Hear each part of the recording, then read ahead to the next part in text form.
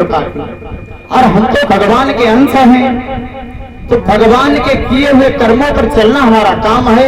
ये हमारी शरण में आया। युधिष्ठिर ने भगवान के माध्यम से यमराज जी को समझाया, तो यमराज जी जो नहीं, कुत्ता नहीं, वो यमराज ही थे, तो प्रकट हो गए। तो यमराज जी ने कहा, तुम अपनी परीक्षा में पास हो गए हो, क्योंकि ये तुम्हारी अंतिम परीक्षा थी। मैं ये देखना चाहता था तुम इस कुत्ते को ले जाओगे कि नहीं, तुम्हारे हृदय में दया है कि नहीं। तो आज यमराज युधिष्ठिर और उस स्वर्ग में प्रवेश किया। तो स्वर्ग में जब युधिष्ठिर पहुंचे हैं, तो स्वर्ग में युधिष्ठिर ने क्या देखा? युधिष्ठिर के 100 भाई, दुर्योधन 100 भाई था, युधिष्ठिर के भी अनुज भ्राता हुए। तो युधिष्ठिर ने देखा, अरे इसने तो पूरे जीवन में एक भी कार्य सही नहीं किया। लाक्षागृह में आग लगवाई, पांचाली को नग्न किया, भीम को जहर के लड्डू खिलवाए, इसने तो अपने पूरे जीवन में अच्छा काम नहीं किया, ये स्वर्ग में क्यों पड़ा है? तो युधिष्ठिर के मन में शंका उत्पन्न हुई, और भगवान की लीला न्यारी है, तो शंका उत्पन्न हुई। तो भगवान ने कहा, तो यमराज ने कहा, युधिष्ठिर आपके भाई हैं, इनसे ईर्ष्या क्यों करते हो आपने वहां ईर्ष्या नहीं की, यहाँ स्वर्ग में ईर्ष्या किस बात की? यहाँ आकर कोई किसी का दुश्मन नहीं है। स्वर्ग में जाने के बाद में कोई किसी का दुश्मन, दोस्त मित्र रह ही नहीं जाता। तो युधिष्ठिर ने कहा, हमें शंका उत्पन्न इस बात की है कि ये स्वर्ग में क्यों है, हमें स्वर्ग क्यों नहीं मिला? तो यमराज कहने लगे, स्वर्ग नहीं मिला, अभी तुमको नरक देखना पड़ेगा। अब तो युधिष्ठिर और चौंक गए। युधिष्ठिर ने कहा, एक तो दुर्योधन नरक स्वर्ग में, हमारा स्वर्ग में पग रखना हुआ, हमारे भाई जो है वो भी नरक में, हमने पग रखा। यमराज के दूत कह रहे तुमको भी नरक दिखाएंगे। तो युधिष्ठिर ने कहा, क्यों, कौन सी ऐसी बात है? यमराज कहने लगे, सुनो, गरुड़ ने प्रश्न किया था विष्णु भगवान से, तो विष्णु भगवान ने यही उत्तर दिया था, जैसे हमारे यहाँ जैसे सरकार है, किसी की नियम कानून बने हैं, चाहे कोई झूठा हो या सच बोलता हो, वो सब उस कानून में फंस जाते हैं, ऐसे ही भगवान की कानून बनी हुई है। तो भगवान यमराज कहने लगे, पहले कानून तो सुनो, यहाँ की क्या है? तो युधिष्ठिर कहने लगे, कानून बताओ क्या है? बोले यमराज, भगवान ने कानून बनाई थी, ये नियम बनाया था, जो गरुड़ जी को बताया, जिसे गरुड़ पुराण कहते हैं। तो इसका यहाँ का नियम ये है, अपने आप को हमें ये दिखाना है, अपने कर्मों के अनुसार ही नरक स्वर्ग मिलता है। तो युधिष्ठिर कहने लगे, हमारे क्या कर्म खराब है, हमने तो जीवन में कभी असत्य ही नहीं बोला।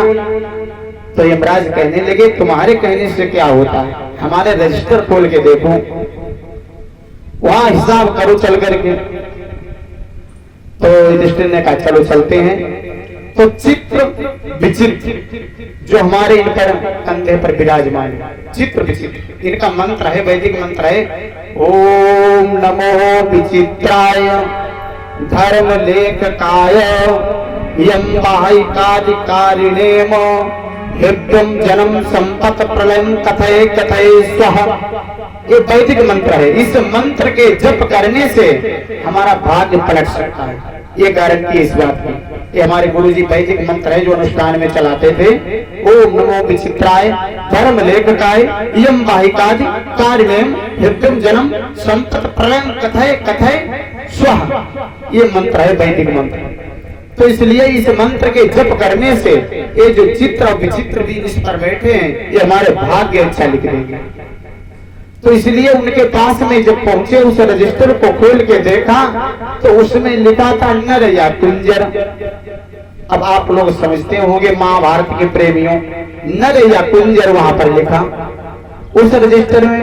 तो धर्मराज ने देखा, धर्मराज चौंक गए देखकर, अरे हाँ बोला तो था हमने महाभारत में, महाभारत में हमने बोला था नर या कुंजर, क्योंकि द्रोणाचार्य का पुत्र आशुत्थामा द्रोणी जिसे कहा जाता है, आशुत्थामा नाम का एक हाथी था। तो उस हाथी की मृत्यु हुई, भीम ने उसको अंतरिक्ष में फेंक दिया। तो उस हाथी की मृत्यु हुई तो ये पता करने के लिए दुर्योधन व्याकुल हुआ। तो युधिष्ठिर से कहा गया कि तुमसे अगर कोई पूछे तुम धर्मराज हो, धर्मराज कितनी भी समस्या खड़ी होगी सत्य बोलते थे, तो तुम कह देना नर या कुंजर। तो वो शंका में पड़ जाएगा दुर्योधन। दुर्योधन जब शंका में पड़ेगा तो द्रोणाचार्य लाचार हो जाएगा। द्रोणाचार्य का पुत्र था, अकेला था, तो इसीलिए युधिष्ठिर के पास दुर्योधन आए। तो दुर्योधन ने कहा आप बताओगे धर्मराज भ्राता जी किसकी मृत्यु हुई, भीम ने किसको मारा? युधिष्ठिर कहने लगे नर या कुंजर। तो नर कुंजर कहा। अब तो द्रोणाचार्य के कानों में आवाज पड़ी तो द्रोणाचार्य दुख के मारे रथ से नीचे उतर आए और समाधि को ले लिया। समाधि लेते ही होता क्या है, बड़े मैदान में जंग में तो द्रुपद का पुत्र धृष्टद्युम्न जो द्रौपदी का भाई था, उसने सर को धड़ से अलग कर दिया। द्रोणाचार्य जैसे धनुर्वान, इतने नीतिज्ञ, धनुर्विद्या में नंबर 1, तो उनका बताओ समाधि लिए बैठे हैं और धड़ से सर को अलग कर दिया। ये भगवान की लीला थी। तो युधिष्ठिर ने स्वर्ग में देखा, वहां पर लिखा नर या कुंजर। यमराज ने हाथ पकड़ा, कहा चलो, हाथ पकड़ा, चालान कर दिया, जाओ जेल को।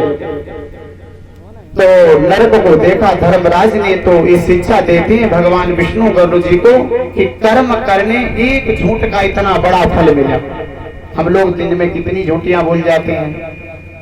पिता ने पुत्र के पास फोन किया, बोले बेटा कहाँ हो?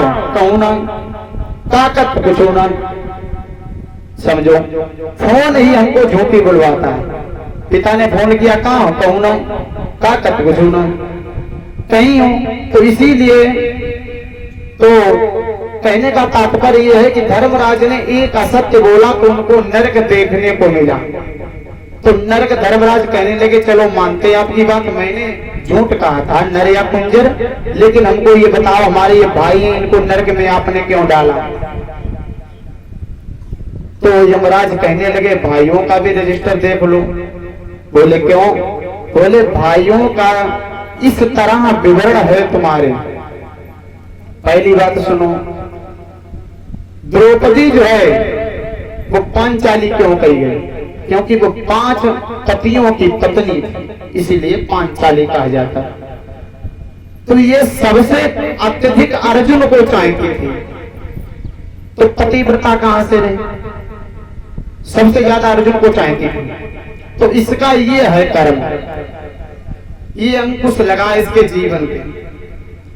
दूसरा, नकुल जो है इनको अपनी सुंदरता का अहंकार है। नकुल जो है उनको अपनी सुंदरता पर अहंकार था कि मैं बहुत सुंदर हूं।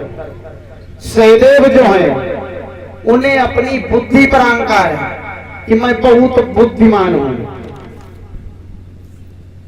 भीम जो है, भीम को अपनी विद्या, गदा विद्या पर बहुत बड़ा अभिमान था। अर्जुन को अपने गांडीव पर अभिमान था। तो इसीलिए चारों 5 भाइयों को नरक को देखना पड़ा। उसके पश्चात दुर्योधन का विवरण पूछते हैं यमराज से युधिष्ठिर, इसको स्वर्ग में क्यों लाया गया, इसका भी मुझको परिचय दो। मानते हमारे भाइयों ने अहंकार किया और मैंने भी असत्य बोला, तो हमें इसका परिचय दो, इसको स्वर्ग में क्यों लाया गया। तो युधिष्ठिर कहने लगे, यमराज कहने लगे, दुर्योधन एक वीर भांत की वीर योद्धा है और ये कुरुक्षेत्र में ये वीर गति को प्राप्त हुआ, इसने अपनी पीठ नहीं दिखाई। वंदन मरणम बापिजो बापि पराजया उभयत्र समो वीर वीर भावो ही वीरता। इसने कुरुक्षेत्र के मैदानी जंग में अपनी पीठ नहीं दिखाई और वीर गति को प्राप्त हो गया।